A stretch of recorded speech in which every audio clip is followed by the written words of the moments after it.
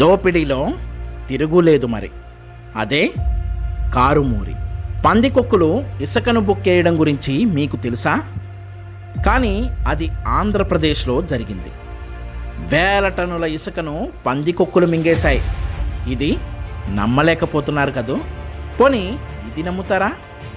ఎప్పుడైనా పని మీద హైదరాబాద్ వస్తే ఓ 100 రూపాయల గది అద్దెకు తీసుకుని ఉండే ఒక ఆయన ఇప్పుడు అదే హైదరాబాద్ నడిబొడ్డున 2 విల్లాలకు 6 నివాస స్థలాలకు అధిపతి.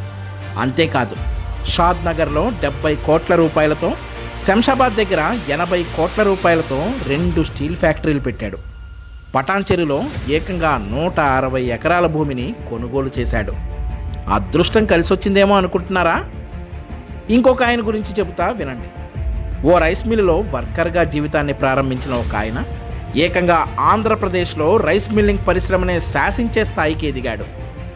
చెప్పాలంటే కేవలం 40 నెలల్లో 1400 కోట్ల రూపాయలు సంపాదించాడు. ఏమిటి మరీ ఓవర్గా చెబుతున్నారు, ఇవన్నీ జరిగేవేనా అనే కదా మీ సందేహం.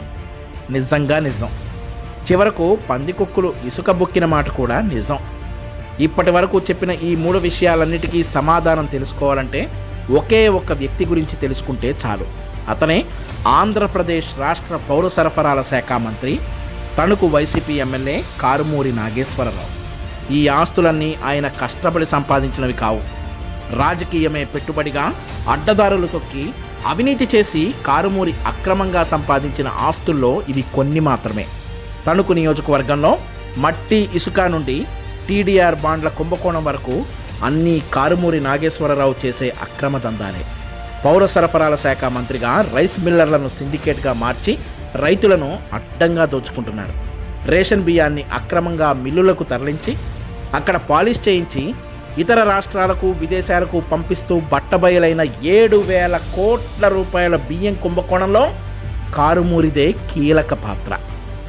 ఉభయ తెలుగు రాష్ట్రాల్లో ప్రకంపనలు పుట్టించిన టీడీఆర్ బాండ్ల కుంభకోణం వెనుకున్నది ఎవరో కాదు, కారుమూరి నాగేశ్వరరావే. మున్సిపల్ శాఖలో బదిలీకి వీలున్న హక్కు పత్రాలనే టీడీఆర్ బాండ్లు అంటాం. ఈ టీడీఆర్ బాండ్ల జారీలో ఒక్క తణుకు మున్సిపాలిటీలోనే 700 కోట్ల రూపాయల అక్రమాలు జరిగాయి. మంత్రి గారి అక్రమాలకు మున్సిపల్ కమిషనర్ను బలి చేశారు. కారుమూరి నాగేశ్వరరావు తన అక్రమాలకు మండలానికో వైసీపీ నేతను బ్రోకర్గా నియమించుకున్నారు. తణుకు నియోజకవర్గంలోని పెండ్యాల, కూసన్నమర్రు ప్రాంతంలోని ఇసుక రీచ్ల నుండి రోజుకు వేలాది లారీలను అక్రమంగా తరలిస్తూ 100 కోట్ల రూపాయలు సంపాదిస్తున్నారు కారుమూరి. కరోనా సమయంలో ఇసుక లెక్కల్లో తేడాలు వచ్చేసరికి పందికొక్కులు తినడం వల్లే ఇసుక మాయమైందని చెప్పించారు. ద్వారకా తిరుమల వద్ద 10 ఎకరాల పైన సున్నపురాయి గనులను ఆక్రమించిన కారుమూరి వీటిపై నెలకు 2 కోట్ల రూపాయలను సంపాదిస్తున్నాడు. గోపాలపురంలోనే 3 చోట్ల మైనింగ్ నిర్వహిస్తూ నెలకు 10 కోట్ల రూపాయలు సంపాదిస్తున్నాడు. ఇక ఈయన గారి భూ కబ్జా బాగోతాలు అనంతం. తణుకు నియోజకవర్గంలో సుమారు 1000 ఎకరాలను కబ్జా చేశాడని లెక్కలు చెబుతున్నాయి. రైతుల సాగునీటి కోసం తవ్వించిన చెరువునే కబ్జా చేశారంటే ఆలోచించండి. అత్తిలిలో 30 ఎకరాలు, తణుకులో 12 ఎకరాలు, ఇరగవరంలో 38 ఎకరాల చొప్పున మొత్తం 150 ఎకరాలు కాజేశారు. జీ చోడవరంలో 30 ఎకరాలు నాగేశ్వరరావు పేరున ఉంటే ఆయన భార్య పేరున 28 ఎకరాలు, కొడుకు సునీల్ పేరున 18 ఎకరాలు ఉన్నాయి. నిజాం పార్కులో 10 ఎకరాలు, ప్రకాశం జిల్లా చీరాలలో 8 ఎకరాలు, రాజమండ్రి విమానాశ్రయం సమీపంలోని బురుగుపొడి వద్ద 12 ఎకరాలు, రాజమండ్రి బస్టాండ్ సమీపంలోని 2 కమర్షియల్ అపార్ట్మెంట్లు, ఇవన్నీ అధికారికంగానే కారుమూరి కుటుంబం పేరున ఉన్న ఆస్తులు. తణుకు పట్టణంలో రంగారావు అనే ఓ పెద్ద మనిషికి చెందిన 3,000 గజాల భూమిని అక్రమంగా చేజిక్కించుకున్నాడు కారుమూరి. వైసీపీ అధికారంలోకి వచ్చిన ఈ 3.5 ఏళ్లలో ఇలాంటి కబ్జాలు 20కి పైగా చేశారు కారుమూరి. ఆంధ్రప్రదేశ్లోనే కాకుండా తెలంగాణ, బెంగళూరు రాష్ట్రాల్లో కూడా దండిగా ఆస్తులు కూడబెట్టాడు కారుమూరి. బెంగళూరులో కూతురు పేరున 10 ఎకరాలు, అల్లుడి పేరున 8 ఎకరాలు, 3 విల్లాలు, ఒక కమర్షియల్ కాంప్లెక్స్ ఉన్నాయి. మంత్రిగా బాధ్యతలు చేపట్టిన నాటి నుండి బెంగళూరుకు నెలకు ఒక సూట్ కేసు అక్రమ సంపాదనను పంపిస్తున్నారు కారుమూరి. విన్నారు కదా, రైస్ మిల్లులో ఓ వర్కర్గా చేరి మీరు ఇన్ని ఆస్తులు కూడబెట్టగలరా?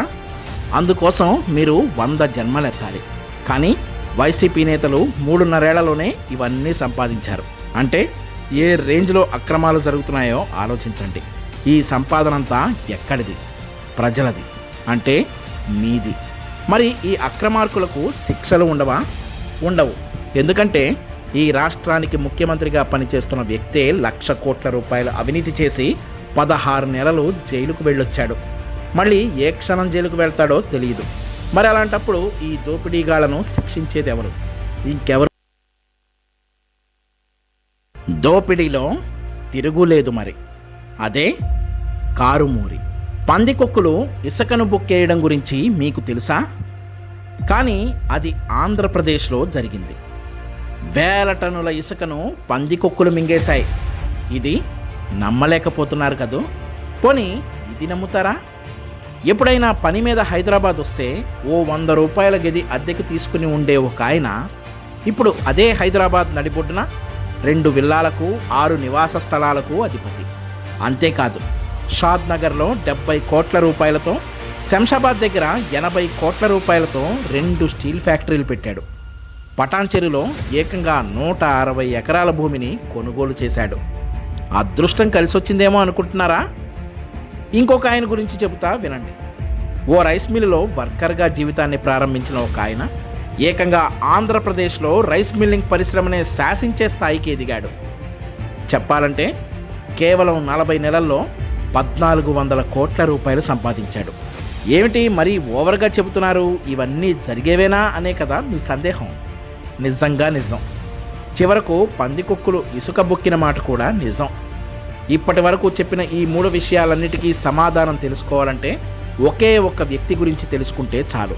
అతనే ఆంధ్రప్రదేశ్ రాష్ట్ర పౌర సరఫరాల శాఖ మంత్రి, తణుకు వైసీపీ ఎమ్మెల్యే కారుమూరి నాగేశ్వరరావు. ఈ ఆస్తులన్నీ ఆయన కష్టపడి సంపాదించినవి కావు. రాజకీయమే పెట్టుబడిగా అడ్డదారులు తొక్కి అవినీతి చేసి కారుమూరి అక్రమంగా సంపాదించిన ఆస్తుల్లో ఇవి కొన్ని మాత్రమే. తణుకు నియోజకవర్గంలో మట్టి, ఇసుక నుండి టీడీఆర్ బాండ్ల కుంభకోణం వరకు అన్నీ కారుమూరి నాగేశ్వరరావు చేసే అక్రమ దందాలే.